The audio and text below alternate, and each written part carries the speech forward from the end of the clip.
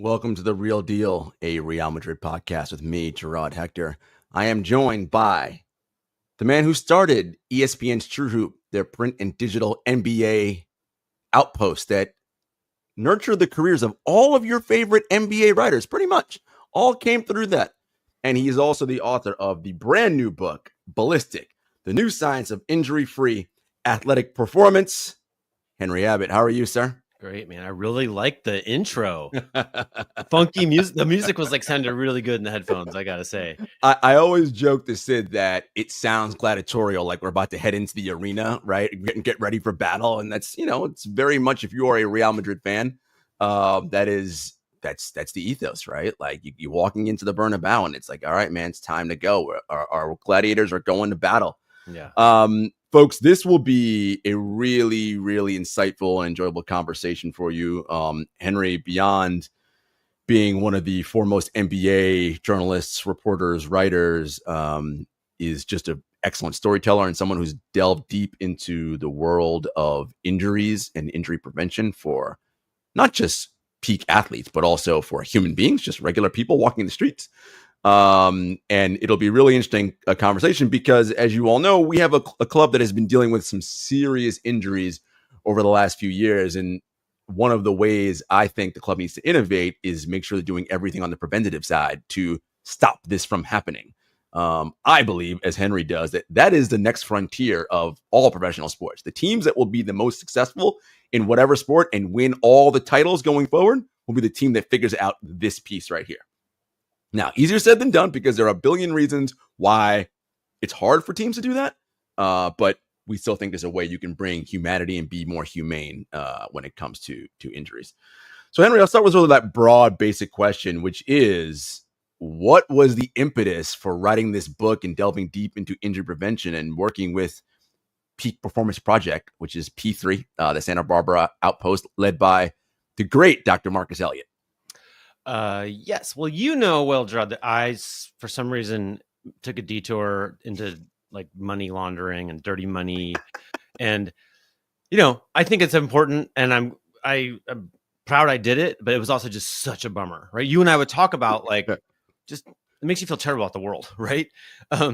All this bad people, a lot of bad billionaires people. Yeah. A lot of bad billionaires. And I honestly just wanted to write something. I wanted to go really deep into some topic, and I wanted it to be something that wasn't such a bummer to talk about every day. And so I was like, well, what's the most inspiring thing I know of in sports? And I immediately thought of Marcus Elliott and P3 because they're healing human bodies, right? They're taking people who are a little close to injury and just making them robust. And I thought that was pretty cool. And so I literally just, my first thought. And writing a book has been kind of a bucket list thing for me. I'm 50. It's time to get on it. You can't leave these bucket list things forever. And so I called Marcus. Because you might kick the bucket. I mean, it's a lot of work, you gotta think about these things. But yeah, I called Marcus and said, if I can sell this book, would you agree to participate? And he said, Henry, you're the only writer I would say yes to. He's like, well, you or Charles Bethea of the New Yorker, which was lofty company. Made me feel kind of special, It wasn't totally we were exclusive, but Charles wasn't pitching a book, so that was lucky. And and it's been honestly kind of a thrill ride ever since, where there's something about this topic, these people, this journey that's just mega interesting to me and super authentic. And I know a lot of authors, and they all say they get burned out on the topic before the book is done, but I did not. I could write another book on this right now. I'm super fired up about it. I really believe in what they're doing. I really believe that this is a pivotal moment in the history of sports and injuries and bodies, where we're just going to change how we address all these problems so that we can prevent these problems instead of just having them land on us and ruin our days. Well, you and I have talked about it in terms of writing a second book on this. The stuff on the cutting room floor that didn't make this book is enough for a second book. Right? Part of that's just my writing style, right? I don't remember exactly all the math, but I think I turned in the first draft at 120,000 words when the contract called for 90,000 words. And then I wrote a second draft that almost took a year to rewrite the whole thing. And then my own fault, I had it spread across multiple Google Docs. And at this point, I feel like I'm a pretty established book writer and know what I'm doing. I don't need to do the word count all the time. I kind of have a feel for it. So literally 4 or 5 days before the second draft was due, I was like, let me just do the word count. It was, spread across these Google Docs. And now I really do. And now I'm getting hints for the first time from the editor that they really do want it at 90,000 words, not 120, and so there was a day where I did all the math and it was 150,000 words, with like 4 days to go. Luckily, the editor was dealing with a lot of family shenanigans and like daycare and running around pretty stressed. And I was like, hey, would it be okay if I turn this in 2 weeks? And he was like, oh, actually, that would be amazing. And so he took 2 weeks, and I came out of dinner every day, and my kids would ask, like, how many words did you cut today? I cut it from 150,000 to 89,000 in under 2 weeks. And I honestly think the book got like way better. Like it was a stupid way for me to handle it, but yes, there are 60,000 plus 30,000 from the first draft. There's like a whole book's worth of stuff that isn't in there. That's taking a scythe to this. So one of the great parts about this, I love in the book, is that you talk about acts of God, right, versus science and data and real things. And you use the story of Paul Dudley White. As someone who used to work for the American Heart Association, and I'm wearing an AHA shirt right now, I am very familiar with Dr. Paul Dudley Wright, the godfather. He's got a bike path in Boston.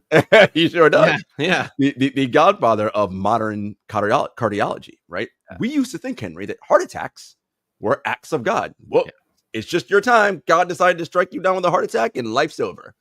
And Paul Dudley Wright was like, well, I don't think that's probably true. There might be other reasons that lead to heart attacks that have nothing to do with God, right? And he was able to say, oh, look, here are all these signs and symptoms that happen well in advance of getting the heart attack that we should be monitoring for. And you believe that, and with Marcus, it is the same with injuries. Yeah, I'm so glad. This is I think the best way to think about this topic. I'm so glad you brought up Paul Dudley White. So he gave a lecture to the graduating class of Harvard Medical School in the 50s at some point, once he'd become like a really big name. And he was like, it wasn't always set in stone that cardiology would become scientific, right? He's like, he goes through the history of cardiology, and there's just so many going back to Roman times, like the people who are treating hearts are using theory that's just totally crackers, right? Like they're talking about, the most common thing was literally God struck this person down for thinking evil thoughts or cheating on his wife or whatever, right? That was a leading cardiology theory of people dying from heart attack. And then they got to they didn't know like how the arteries and blood vessels interconnected or where blood even came from. And anyway, but then the electrocardiogram was invented around the beginning of the 20th century. And Paul Dudley White was one of the early ones he was dedicated to it because his sister had died in youth and he wanted to understand that. And he wrote a paper on coagulation. So he got invited to go and study with these people in Europe who were pioneering this technology. And you could see the blood flow through the heart, which was the missing link, right? And you could see that 10 years before there was a heart attack, the arterial blood flow was starting to slow down, which meant, here's the ding, ding, ding part if you're a soccer fan, right? Which meant you could treat the heart attack before the heart attack, right? So Marcus Elliott is basically, he's pushing 60, and since high school, he's been on this path of like, he wants to do that for ACL tears and Achilles tears and lower back pain and hamstring strains and all these things that ruin sports. And it was a big journey, right? He studied microbiology undergrad, looking for the upstream signal there. It wasn't there, right? He studied a ton of physiology, and there's some clues in physiology, but it wasn't quite the magic. And he worked for the New England Patriots and the Seattle Mariners, and he went to South Africa and studied under Tim Noakes, who's like this leading physiologist, and looking for like what is the electrocardiogram of an ACL tear, right? Mm-hmm. And I think he would tell you decades into his career he didn't know, but then they got force plates in the floor, and then a few years later, infrared cameras in the ceiling, and what emerges from that is what they call granular movement data. So this is where top players, actually don't know if Real Madrid players have been to P3, but I'd be surprised if none have. Top players get assessed. It takes about an hour and move in all sorts of exciting ways. And that creates about 1 million data points. And in there, this is kind of the electrocardiogram, right? Now we're seeing movement habits that P3's data now will tell us. It gives you a higher risk of ACL tear, et cetera. And it's a whole new way of doing it. And I'm sorry to keep going on, but let me just no, okay. Go. So one thing I did in writing the book, which was kind of fun, was I just looked up like the greatest, most respected orthopedic surgeons and experts on ACL tears in the world, and they are giving lectures, right, to other doctors on like everything they know. And I recommend you do this. Like, go and watch those lectures, and what you'll see is that every theory that there is about the biomechanics of ACL tear is wrong. By that I mean, like, if there's a study saying that like people who tear their ACLs have, like, for instance, narrower tendons, or a narrower canal that the tendon sits in, or valgus collapse, or and on and on. There's all these different theories, right? Wider hips, and on and on. There's a study to show that that is so, and there's also, in every one of those cases, a really good study to show it is not so. You can find studies that people who tear their ACLs don't have narrower tendons, and don't have a narrower canal, and don't have more valgus, and on and on. So this is like the cardiology back when we had no idea what the signal was, back when people were being struck down, and we're just like, I don't know, right? We're in that with ACL, except now think about how P3 handled this, right? So they have more than 1,000 NBA players have been scanned, which is significantly more players than there are in the NBA. That's because they've been doing this for a while, right? And they did a retrospective study of, they take these million data points for almost 400 NBA players, and then look at the ones who end up with ACL tears or catastrophic knee injuries of any kind. And then you kind of, over 2 years, right? We look at everybody for 2 years, and then the ones who do tear their ACL or have a meniscus tear, etc., go back in time. How did they move before, right? And you can have these factors that are correlated. And it's incredible. 100% of NBA players with ACL had the same movement habit of how their foot hit the ground. This is a thing, we can talk about it, but like, no doctor is looking for this. No physical therapist is looking for this. Like, this is a novel thing, and it's not just coming from their own personal theory. In fact, it's not coming from that at all. It's coming from a million data points, and these are the ones that go ding, ding, ding, right? All the way down the list of like, what are the factors? It's just a brand new set of factors, which is the best news in the world for you and me and everyone, because we're out of this trap of these lectures of saying that we don't know anything about what an injury looks like before it happens. Like, I think we do, and I think we will know a lot more. And I think that we're going to move into a world where we can all have our bodies scanned with our phone or with something at home or some video game console, etc. And we're going to have a better ability to just live happier, healthier lives. Wow. I mean, incredible. So much to go on from there. So obviously basketball, NBA players, I'm pretty sure in saying this, is the population size that Marcus and P3 have the most data from, like the athlete group they have the most info from. Is that correct? In terms of pro leagues, yeah, for sure. Okay. Yeah, yep. And is it so granular that they can say, oh, look at how all shooting guards move versus how all power forwards move? Yes. Guys, when I tell you how important that is, we're going to bring it to association football or soccer, as those of us in America say, how strikers move differently to how center backs and fullbacks move, right? Those are very different types of things. This is the kind of granular detail you want to know when you're looking at the predictive part of this, right? Because that's ultimately what we're doing. It's saying, how does someone move prior to, oh, now this thing happens, right? It's easy to see this horrific slide tackle that tears someone's ACL. It's like, well, we saw that. That thing caused the thing. But what about the one where no one touched them and they just ran and fell, right? Like, what's the reason there? And that's the area where I think it's so fascinating, where Marcus obviously is doing pioneering work. So I think, Henry, one of the things that is, I think, widely become accepted in sports is that players need rest, and that if they have rest, that will hopefully lead to less injuries. The Sloan Conference in Boston is one of the widely attended events every year. You've been numerous times. I think you were there this past year. But there was a paper presented on soccer association football players and rest. What insights did you have coming out of that particular paper? I just thought it was pretty cool. So there's the gist of the paper was kind of like using a machine learning model to figure out like how to prioritize your players. And like, so let's say you're playing like a crappy opponent on Wednesday and a tough opponent on Sunday. And maybe the opponent on Wednesday has a certain style where you have a certain lineup that's better and a different style. So like, do you play your star players for both games or only one, and blah, blah, blah. Like, and they made all these different models of like, how to get the ultimate outcome over the season to prioritize a little more rest for your stars, right?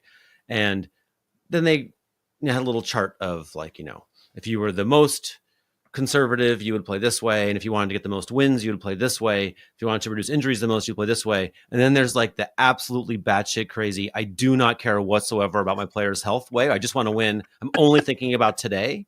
Yeah. And they were like, that was a machine learning model that correlated almost perfectly with reality. Like, that's how coaches coach in top level soccer. Is just this like, I'm worried about getting fired today. And so I'm going to burn all the matches, right? Whereas there'd be no thought of long-term planning whatsoever. And that's the norm.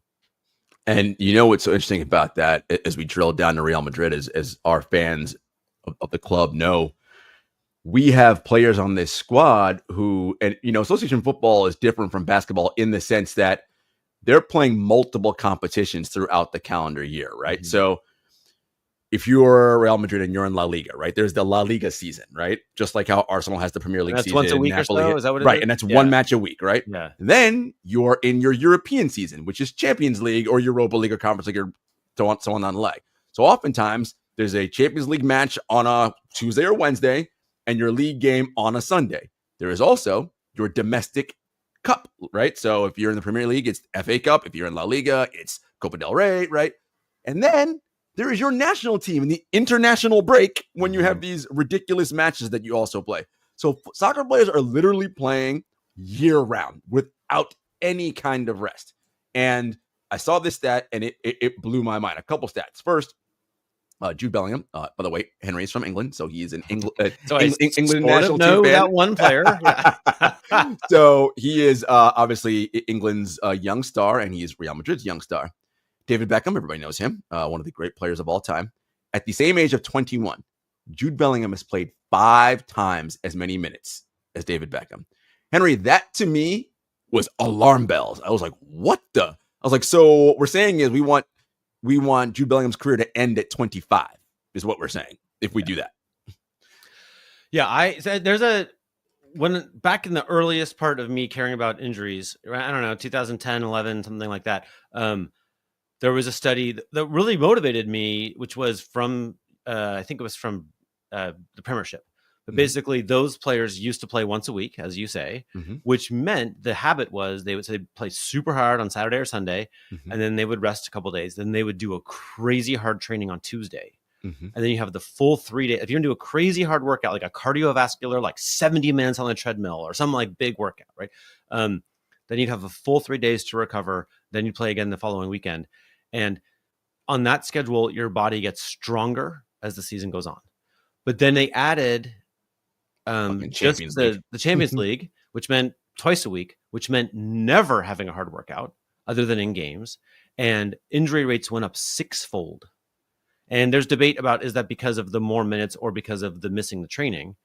But it's something happened, right? So to me, I was like, well, basketball lives in that more than twice a week thing already, and with the no hard training. So interestingly, so I have my like informed by studies like that position of like we're just playing too much. Marcus actually has a different view. He's like, we had no idea what bodies can take because we train so stupidly. In his point, like every single player should have a super granular assessment and then a workout designed just to shore up that body's exact weaknesses. And he's like, if everybody did that, we don't know what we can take. We know that with dumb training, we can't handle the schedule, but like maybe we can with really good training. So I don't know. Like, I don't know who's right about that. Right. Nobody knows. Right. But Marcus knows more than I do about human bodies. That's for sure. And he's like, why don't we just get the training good first? And in a way he has this, he's like, in a way pro athletes are underworked. He's like, they're overplayed. Oh, right? I love it. I love it. Henry, this is brilliant. Yeah. This is brilliant stuff. Because the way you mentioned it, right, this brings me back to, and football fans know this name, Diego Maradona, right?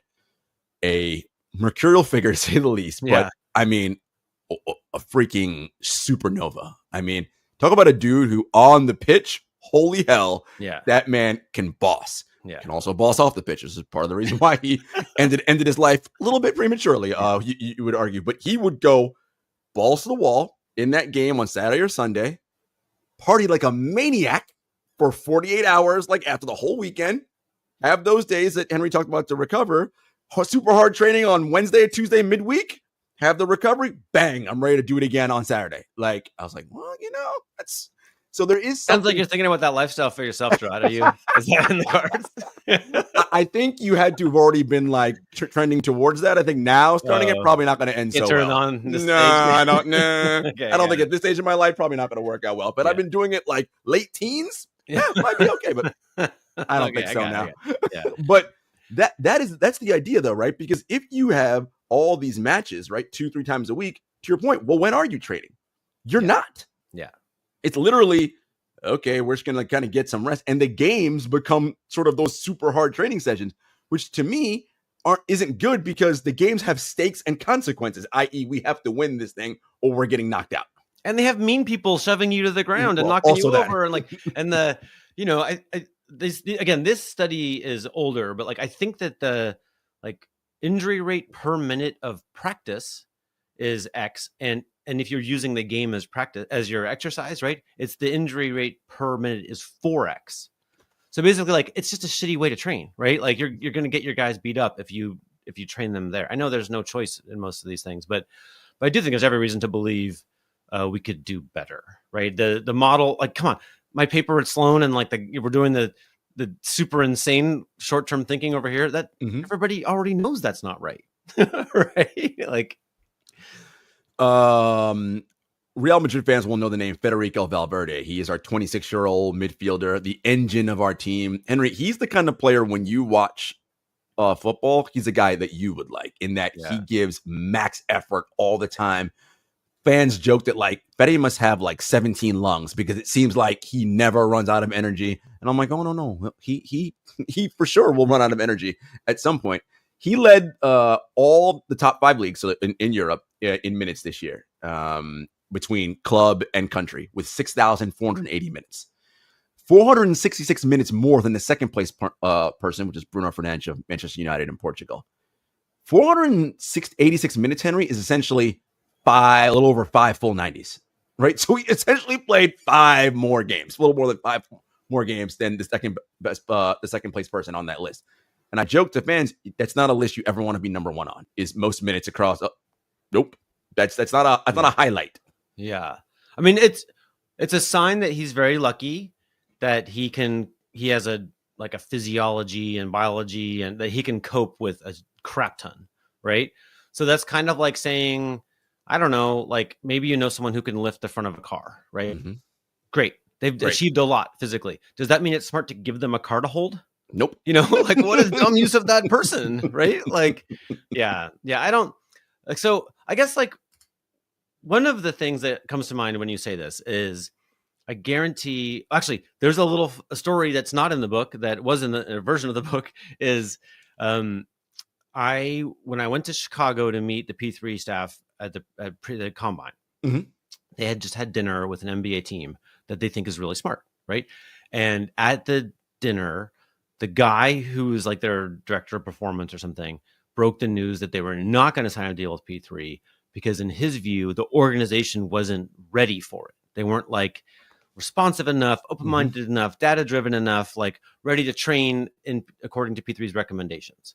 And Marcus is a very calm, stoic guy. Like he meditates and you can tell. And I'm blown away at how many different curveballs come at him. And he's just like, okay. And he can just navigate. He's really, really amazing at this. Like he's maybe the calmest person I've ever known. But this particular line of argument pissed him off. And he actually later apologized for whatever he said at dinner, right? I don't know. I wasn't there. But his point is, look, like we know, like to talking to this guy who is also a sports scientist, he's like, we know that if we scan your whole team, that we're going to find 3 or 4 players who are at super high risk of some kind of career-threatening injury, right? And we know if we don't scan your whole team, you still have those 3 or 4 players with those risks, right? And your only choice, like you're hired at this place to take responsibility for preventing these crises, right? Like you're telling me that some people in the building don't love that, how that would go. Like now you need to be louder, right? Like now your job is more important, not less important. And so, I mean, that team didn't do this deal, didn't scan those players, did have a bunch of significant injuries that year, right? And so to me, like, and just as a little throw in fact here, almost 100% of the athletes that they scan come away with pressing needs for their hips. I think that's because we all sit so much, but they, I've already forgotten the name of your midfielder who doesn't tire. Fede Valverde. So Fede Valverde, we already can surmise that we'll have a hip recommendation where his hips probably need to be more stable or more mobile. We don't know which one, but he should be working on that, right? And whichever one of those things he's not currently consciously working on, I'm working on that 4 days a week. I'm doing like big, robust workouts all about these hip issues, right? The normal course of aging and stressing your hips will make it so that like he's going to feel, I mean, he might feel other things. Your hip issues might manifest in the knee or the ankle or the back or whatever. But my guess is that on top of anything else you might have with this heavy workload, we're just getting closer to the day that this comes to fruition. And then bummer. And he's going to have to deal with whatever that, like sometimes people have messed up hips that results in an ACL tear. Henry, it's so interesting that you say that, because you know what Fede Valverde suffered from the end of this past season? He was having lower back trouble. I was there like, you go. Yeah. I wonder, right? And it's this idea of, at this stage, it's not just about, okay, give him the rest. The training needs to change, understanding what the issues are, getting that scan so we know, oh, wow, here are all the things we have to work on right now so that we preserve you so that you can play into your 30s and not literally be dead, but, just metaphorically, not physically, at 27, because, well, that's what happens when you play 7,000 minutes a season. Wait, can we talk about his lower back really fast? That's actually a key finding. So there's so many things they found at P3 because their approach is so different that like no one's ever known before. But one of them, which is my exact issue with my body, is that I don't, when I land from running or jumping or whatever, I'm getting better, but like I tend not to absorb the force of landing in my glutes, right? So there's 3 stacked joints here, right? It's your ankles, knees, and hips, and they all flex together. About a third of NBA players and about a third of every population they test have their ankles and knees bend as they're supposed to, and the hips don't join the party in quite the right way. And what happens, P3 has discovered, and now is like kind of a big finding in medicine, is that the force that was supposed to go into your glutes just keeps going up the chain, right? It's got to go somewhere. And it goes into your lower back, which is not well designed whatsoever to deal with the force of landing, right? Like we were definitely designed to land with those 3 joints compressing together. And I don't know why, but my hips didn't. I think I blame a little bit my British heritage, but like, don't we all agree that's probably what happened? Like a little too British in the hips, like, but we didn't bend properly.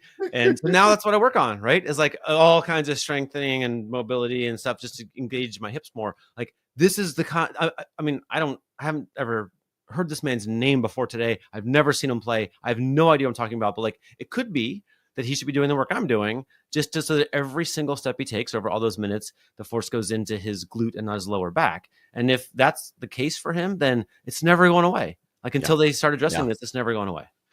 And the thing about his minutes, Henry, is that they are lung busting minutes. He is giving 100% every single minute he's out there. Psycho athlete. Oh, listen, his blood lactate clearance ability has got to be like in the 0.0000. Like he's ridiculous. Yeah, he's ridiculous. But still, all these other things are causing issues. You mentioned the force that hits when we run, right?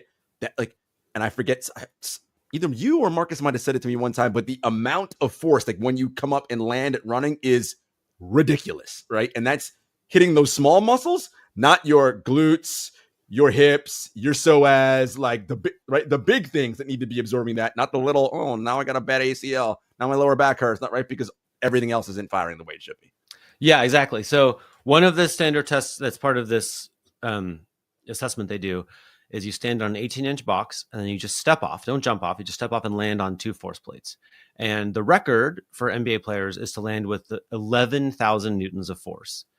And for perspective on that, it takes about 3,000 newtons of force to fully sever a human spine. Jesus Christ. So yeah, we land with like crazy. I mean, and there's like this pro volleyball player, Katie Spieler, who's a tiny person. She's 5'5". I can't know how much she weighs, but not much. She stepped off with 3,100 newtons of force. So the point is we land super hard. And the answer is not to get terrified of those newtons in Marcus's view? The answer is to learn how to cope with them, because they actually help you if you land well. So if you land as Marcus wants you to land, your toes are up and the ball of your foot is on the ground, and then your ankle is engaged and strong, and the lower leg muscles are strong to hold your heel in the right position, and then the force of landing passes cleanly, as you suggest, from like the floor to your Achilles and calf to your quads and your glutes. And then not only does that attenuate the force of landing to break you as you land, but you're stretching the rubber bands of these big, strong muscles, which helps you jump, cut, step, run to the next step, right? And like the variance is huge. Some runners carry 40% of their force from one step to the next, and some runners carry 90%. Wow. Well, like you want to get in that 90%, right? Like, and this is biomechanical stuff that's trainable. This is what they're doing, right? They're assessing how you kinematically carry force around your body, and we can work on it. We can improve it just as we can improve how we speak Spanish or French or whatever.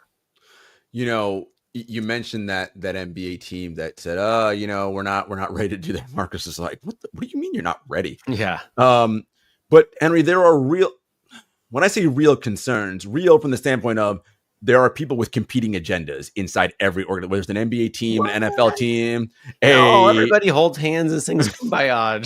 Yeah, right. Bullshit. Whether you're Real Madrid, Arsenal, Liverpool, it doesn't matter. Everybody, because as I've said before, and you know this very well, Henry, jobs inside these organizations are coveted. One, because they pay a shit ton of money.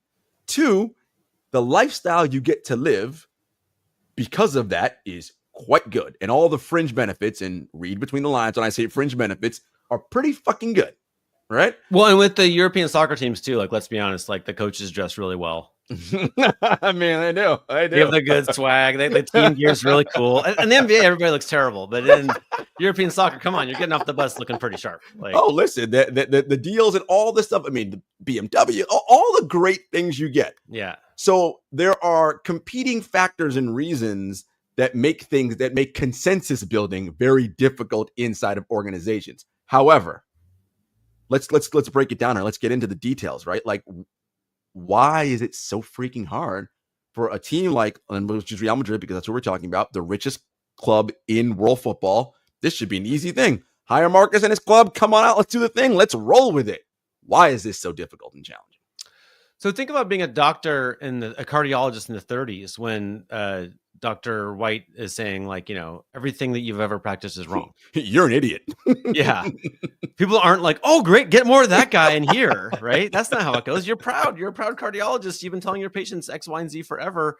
And now it's like, maybe that's just wrong, right? So there's somebody who has a prominent job with Real Madrid who's in charge of this, who doesn't have Marcus's data set and doesn't have this granular biomechanical approach, and has some and probably has published academic papers on the width of the canal and the ACL, you know, that sits in, and all this kind of stuff, right? So we are literally in a moment where one set of science is being kind of obviated by another. Or actually in sports, there's also a ton of like just not that educated people who are in the training space, right? And they're terrified, right? Like there's a whole chapter of the book about the Utah Jazz became like early adopters. And there's this guy, Mark McCown, who's an incredible character.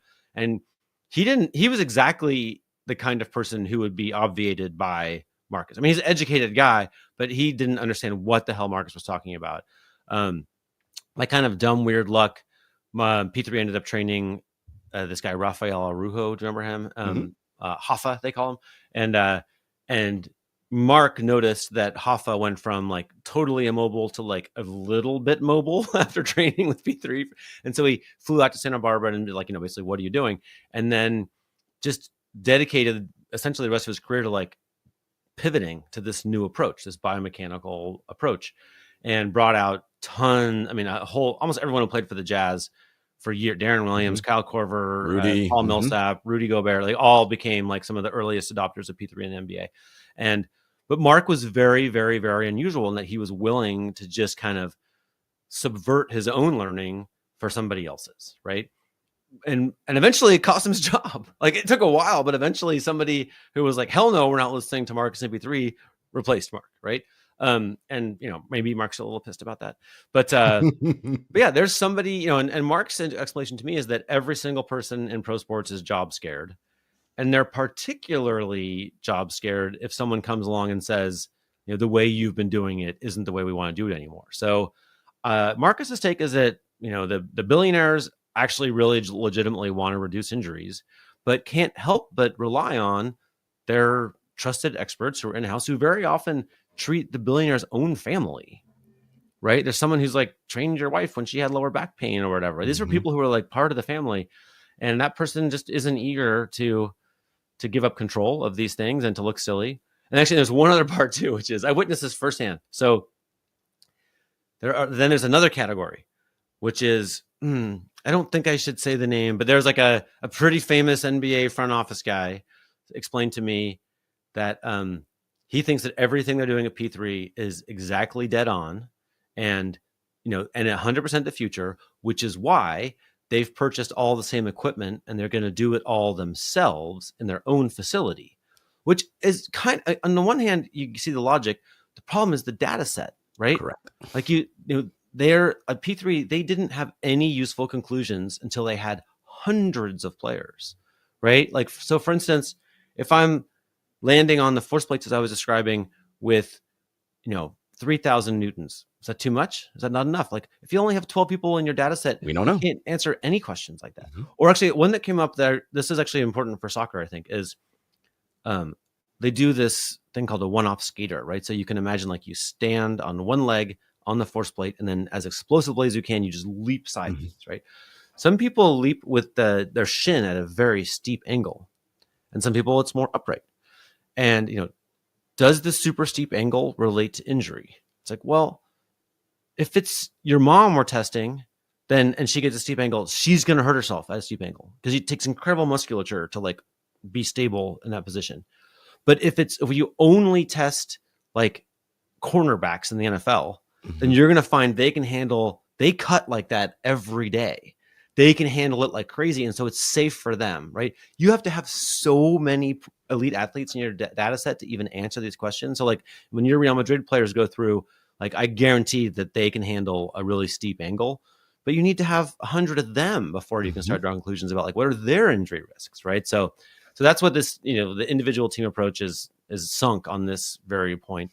There is a new deal in place right now. It's just starting. It'll take a few years to really where every NBA team will have this kind of assessment for every NBA player 4 times a year. And the data will be shared with a bunch of vendors, including P3. So we're going to start to have like a more systemic thing in the NBA, which might lead to amazing things. And maybe that kind of stuff. There's been discussion about having this kind of stuff with like the German Federation and some other place. Anyway, so like it's we're not nowhere on this. And I'll bet you that if we called up P3 right now, they would tell you they've had a few Real Madrid players. Like they're pretty plugged into this scene, but yeah, it's hit or miss at the current time. Though. One of the other challenges too, Henry, is okay. So the team aspect of it is one thing that you mentioned, pretty sunk on them because of job scarcity, all the things.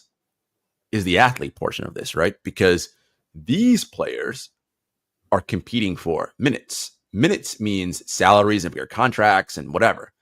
The more time I am out on the bench gives more time for some replacement to come and be better than me. And now I'm out of a job, right? And it is one of the big words you love to use within organizations that do things well is trust, right? It's trust to know that I'm not going to lose my job because I was injured and I had to follow my specific protocol to take my time to come back. We had a player, Antonio Rudiger, defender, 31-year-old center back, who had ligament surgery on his knee at the end of the season and literally rushed back for the Club World Cup and looked god awful. Looked like dog shit. And I'm like, why was Rudiger rushing back? Like what? And his thought process was, we're bringing these young kids in, we're signing deals. I got to sign one more big deal. I don't know what's going to happen. So that's also an issue in this too, right?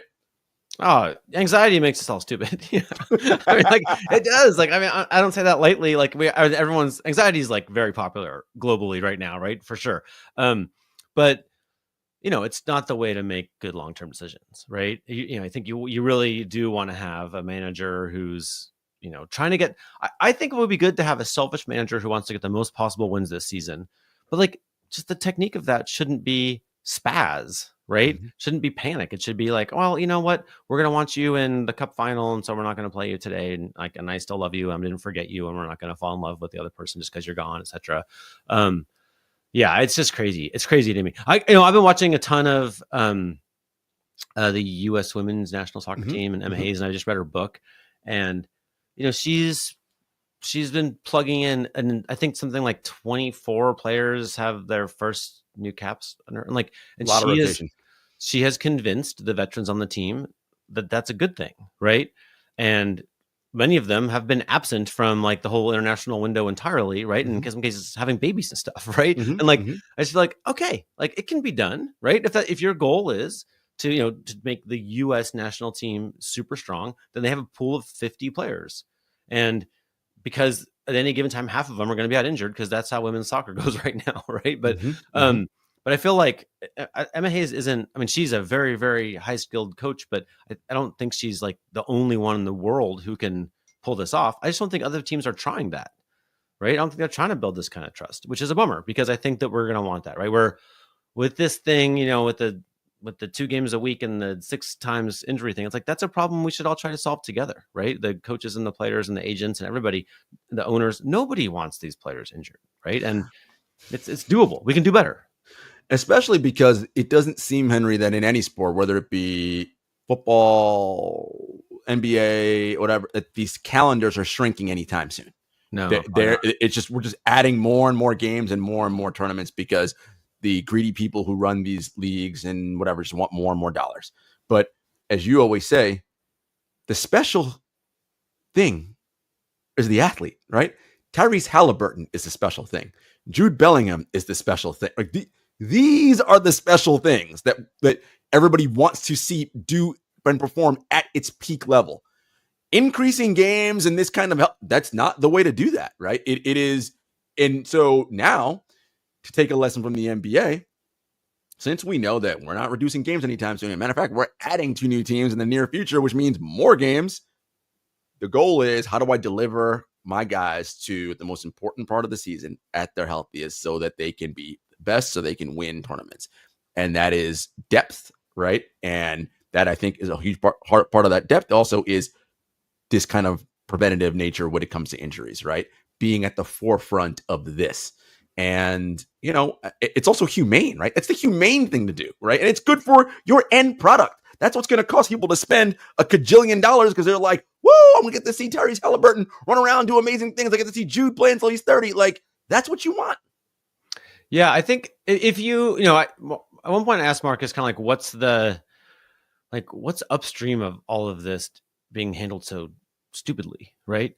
And his take was basically people just don't think you can prevent injuries, right? If you really think that it can't be done, then okay, play your guys. Maybe lightning strikes, maybe it doesn't. You can't worry about it so much, right? And I get that's the Tom Thibodeau approach. It used to be true enough, right? If you listen to those ACL lectures, they're like, well, we don't know which ones are going to have the ACL tear, and so why would you worry about it so much? But it's changing now, right? So I think that the science is real. Science is on the side of, that one today is high risk, right? And or to your point about return to play, right? This is one of the areas where Marcus gets pretty fired up. His thing is pretty basic if you think about it.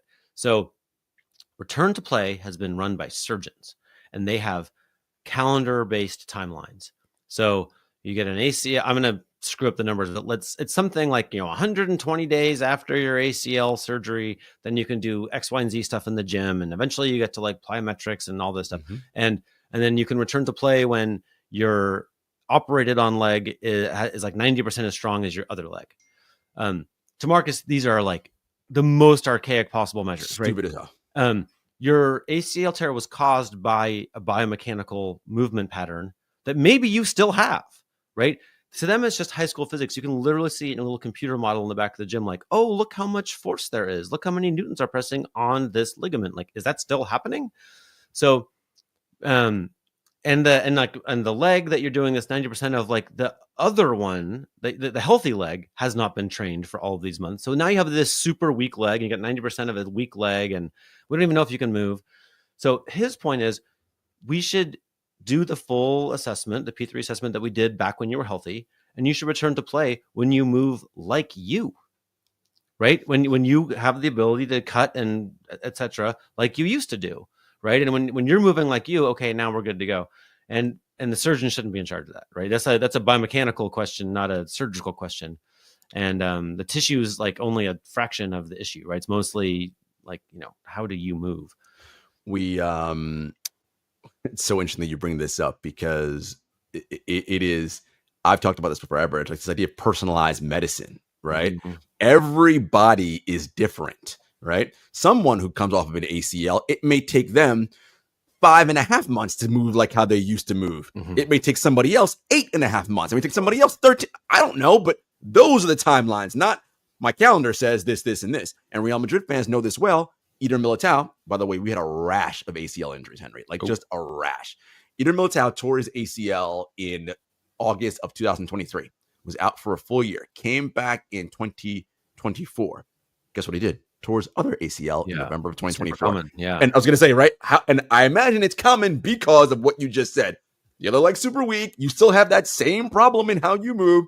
Now it's the other leg, which is way more compromised. Now you're hurt again. Well, and now you're scared, right? Like this is, when I hurt my back, it was on the right side, and you could see when I would jump off the little box and land, like I felt like I was landing with my feet even, but I put tons of force on my left side because I'm a little scared on the right side, right? Everyone who tears their right ACL does the same thing, right? So now, like, maybe you used to move in a way where your left ACL wasn't at risk, but guess what? You just shifted all this force over to the left side because you're a little scared over there, right? It's totally normal. And you can train out of that. Like you can, but I was actually kind of blown away. I landed with a 30% difference between my right and left. 5-alarm fire of injury risk. But at that point, I'd been to like several fancy sports medicine institutes, several physical therapists, like all these different places. Nobody knew that. Like literally nobody knew that. Like it's such a basic thing once you think about it. And the fact that I have to go to Santa Barbara to this like cutting edge gym just to find out that I'm landing with like a 5-alarm fire of risk. Like you could sort of assess that with just 2 bathroom scales. You know what I mean? Like, yeah. Like, it's a pretty basic thing, but like no one's thinking that way. And that's got to change. Oh man, this is, listen, we can talk for multiple hours about this because this is my wheelhouse. I do have a question I want to kind of, as we wrap here. Henry, why are bunnies and cheetahs and ospreys important to understanding human movement? Now we're talking. This is what I fall asleep thinking about. Yeah.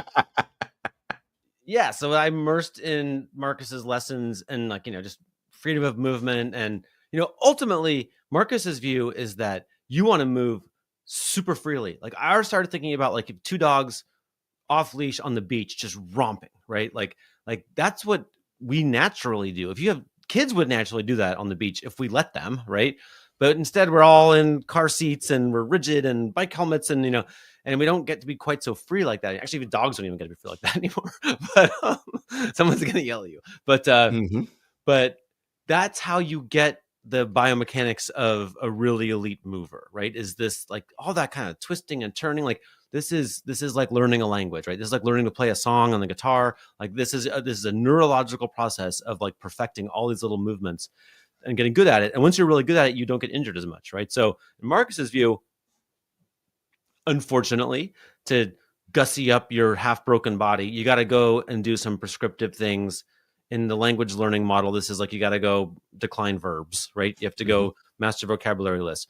But ideally, that's so you can just have a fun night out in Buenos Aires and speak the language and have a blast, right? Like a lot of it's the kind of full immersion movement thing. So in full immersion, it just kind of became clear just as a human being with eyes. I was like, oh, but I mean, I love how Anthony Edwards moves, but man, have you seen a fox? Have you seen a cheetah, owl, a cheetah? Like these are the best movers in the world, right? And like 100% of them grow up just romping wild and free, right? They're kids. They're the babies of all of these. Just fight each other all the time, right? And that's how you get really good at moving. And that's what we're maybe not doing so well in our like single sport, specialized, supervised, everyone in the car, lifestyle. We're just not moving. We're not fluent enough in movement. I would encourage everybody to take a video, go on YouTube and watch ospreys dive down into the water and watch a cheetah when it moves and it's stalking prey and it's running in slow-mo. Because I've done it. And one of the great things about it is the cheetah's head is so still that you can probably put a cup of water on top of it and have it not fall off, right? Because it's just like, but like it is rangy moving. And in my own life, Henry knows my dog Ginger. She's 4 now, she'll be 5 next month. We go to the field in the morning sometimes when we can, and there's no one around. Yeah. And I take the leash off and I stand on one end and she's on the other end. And I'm like, sprint to me. Henry, like watching her run is the most majestic thing ever. It's just like this coordinated motion. She almost levitates off the ground as she's coming. I'm like, this is fucking incredible. Like, you're so good at this. That's what that body was designed to do. Like, for sure. And like not letting it do that seems kind of, this is the meanest thing. Like I'm an animal lover. I'm a pacifist. I'm nonviolent, but like, I'll tell you, when I go to the Bronx Zoo and they have like lions with the big plexiglass, I'm like, I kind of wish a bunny would train in there. Yeah. I want them to like hunt. You can tell they got all this musculature that's not for lying around. Right. You know, they have a lifestyle from like Wall-E, you know, like, no, they're meant to move, man. Yeah, they are. Like, and they're working in coordinated ways. And like, I love the bunny. I don't want to die, but man, I like, they those guys want to move. Like, they want to leap from things. Like, Circle of life. When you watch a pride of lionesses go out on the hunt, that is some of the most, like, I'm just like, yo, and they're talking about coordination. All right. And like, I imagine they're talking to each other. I'm going to go take the lead in front. You grab the left side. You pick up the rear. I'm going to go. And we're going to encircle them. Then that one little one that's slow is going to be, that's the one. We got it. Then the 4 of us around and it's over. And it's very similar to Real Madrid at its best, right? Like, it's very, this is how we hope to move, right? We aspire to move like that bunch of lionesses, right? Like, it's an awesome thing. And, and to the extent we can mimic that, including like, what's the range of motion in your hips and how do you get your shoulders, like, all this kind of movement stuff. It's all very similar. Actually, there was a weird moment where I was hiking with Marcus and like, there's so much effort is spent in the animal world on like, who's alpha and are we going to fight over, the right to mate with this one or that, whatever. And like, but I kind of like, I was like, oh, I understand what he's saying is basically like, first of all, they don't want to fight very much because they don't have doctors, right? Yeah. Like, you can't be just getting big wounds all the time when you're like a bear or a lion, right? You're going to die. What you need to do is walk up in such a way that everyone's like, oh, we're leaving her alone. We're leaving him alone, right? Exactly. What's that walk? That walk is biomechanical perfection, right? Like it's expressed. It looks like poetry almost, but this is like, we all actually, maybe even you've seen a top athlete in the airport or something, and you're like, oh yeah. They're walking better than we walk. And you're like, oh, this is who's that? Yeah. And like, I think that's actually how you want to train your body, right? You want to train your body to be like if you have these soft tissues working in great ways, like, you're moving in a pretty cool way where people are going to kind of know, but we don't have a handbook for training like that by and large, but I think it's coming. Henry, again, we could talk for multiple hours about this. This has been a fascinating conversation. Listen, Real Madrid fans, Madridistas, like this is what I talk about when I say the greatest club in the world can be innovative. This is the area where you innovate, right? Here, right? So that we keep these Jude Bellinghams, these Fede Valverdes, and these incredible players healthy for as long as possible, right? Like, we have a young player in Arda Güler is coming up now. Franco Mastantuono got here. We don't want to burn these dudes out by the time they're 22. We want them to be here till they're 30, playing elite level football. And we do that by getting granular with this data, sending them all to Santa Barbara. Look, they need a vacation anyway. So let them go hang out in Santa Barbara's lovely. If you've never been, by the way, so nice. Yeah. It's so wonderful. Have a great time out there. Learn this stuff. Go out and get Henry's book, Ballistic. It is, listen, it's a page turner, man. And it's, again, yes, it's about elite athlete performance, but also about me and you. Just every day, I'm a runner. Henry's a runner. Like, one of my great fears, Henry, is the United States healthcare system, and I don't want to be dependent on it and into my later life, and I don't want to be immobile or like that terrifies the shit out of me. I want no part of that. So I am all in on making sure I get my hips and all these things moving the right way, so that's just not me. I don't want that life. Shakira knows. Thank you all for tuning in. As always, like, subscribe to the video, comment on YouTube, and we will definitely we'll share those comments, and we'll iterate. If you want the audio only version, Apple, Spotify, wherever you get podcasts. And until next time, take care.